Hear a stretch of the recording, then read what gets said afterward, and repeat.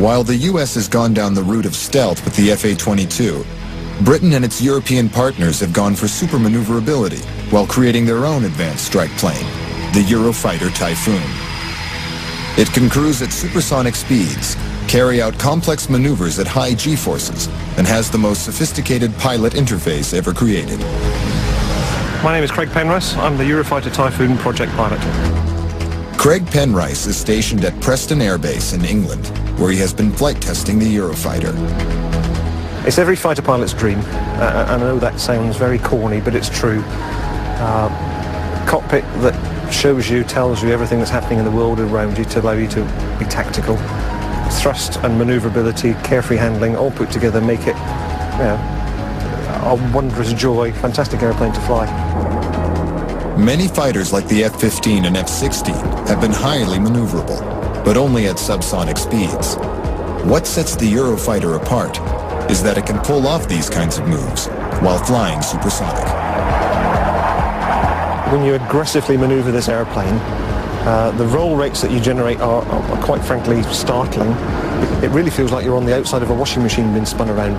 The roll rates will leave your head pinned to one side of the canopy if you're not careful. The airplane's capable of 9G, 9 times the force of gravity. This is a fairly tight term in anybody's language.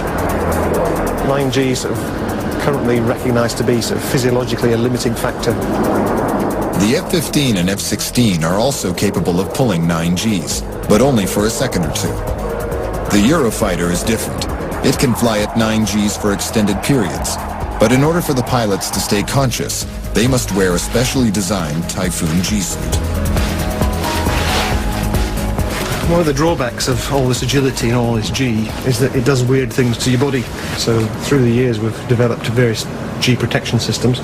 But with Eurofighter being that much more of a high G airplane, we obviously have to give the pilot the best chance of not losing consciousness. So in addition to G trousers, we have inflatable boots in here. We connect the G suit trouser connection here into the boot. That allows the air to be forced down into bladders that are in the boot. They inflate, squeeze my foot, and just further increase the coverage of this G protection device. A matching pair.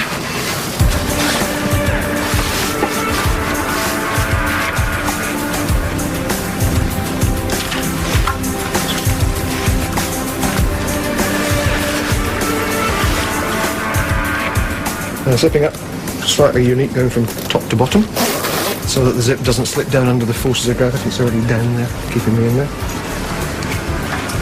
Flying helmet, providing impact protection, crash helmet, providing communications. We take this airplane to places that without this equipment you just simply wouldn't survive. This suit can keep the pilot alert and conscious while pulling 9Gs almost indefinitely, crucial when engaging the enemy at 12,000 meters. The Eurofighter is a lethal killing machine and can carry up to 10 air-to-air missiles, air-to-surface missiles, and anti-tank bombs. The targeting systems for these weapons appear on a head-up display or inside the pilot's visor, so they can aim and fire them without ever having to look down.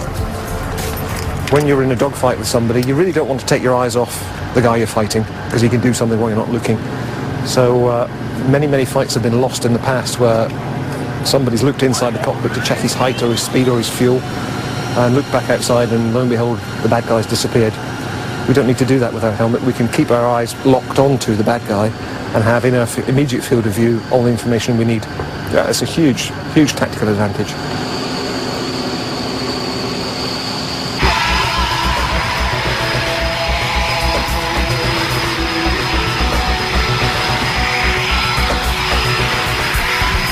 The Eurofighter's 2 engines generate a combined thrust of about 40,000 pounds, pushing it to a top speed of 2,125 kilometers per hour, just below twice the speed of sound.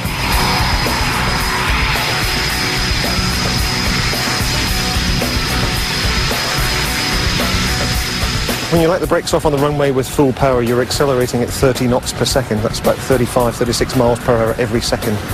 So that's 0 to 100 in car speed in 3 seconds. That's quite frankly stunning. You're pinned to the seat when you're going off.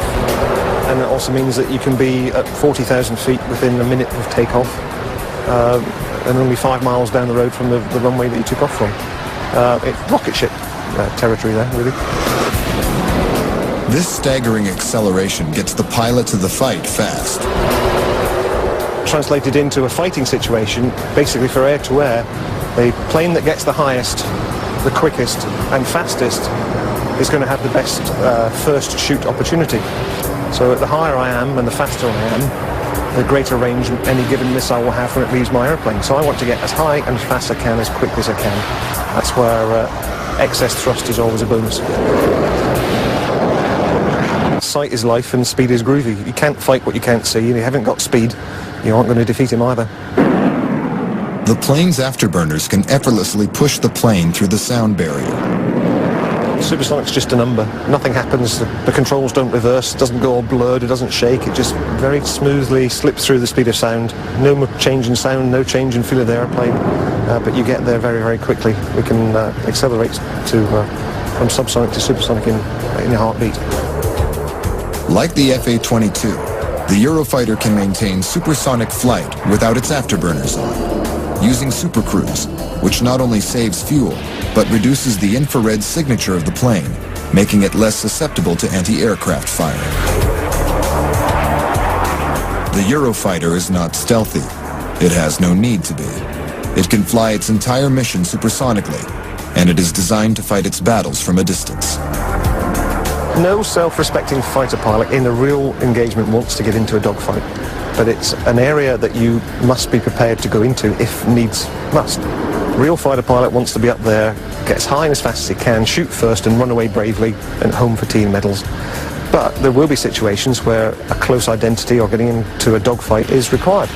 So as well as the performance to get high and fast, you also have to have the ability to maneuver in a close-in dogfight. Like other modern strike planes, the Eurofighter has an inherently unstable design. It is built with a triangle-shaped delta wing and 2 small canards on the front. To turn 20,000 kilograms of unstable metal into an agile fighter requires 3 massive computers, which control the plane using a revolutionary software system called carefree handling. Carefree handling in the airplane simply means that I don't have a care in the world when it comes to maneuvering my airplane. The flight control computers are constantly looking at what speed height I've got and will limit their response appropriate to the state the airplane's in. So I don't have to worry about exceeding any limit. The airplane will look after me. You simply point the airplane where you want it to go and let go of the stick and it will continue to going there forever and a day. If you put all the things together, such as carefree handling, the thrust from the engines and the performance of the airplane, you take so much of the workload away from the pilot, and he simply just has to maneuver in relation to the other airplane. You don't have to worry about the limits, you don't have to worry about anything else, you just get on and fight the fight. The Eurofighter is the ultimate strike plane, fast, maneuverable, and deadly. It is the pinnacle of a development process that started with the F-15 some 30 years ago. The F-15 and other contemporary fighters that I've been lucky enough to fly are all very, very good airplanes. But anybody climbing into this airplane will be able to feel and experience a distinct advantage over any of these contemporary airplanes.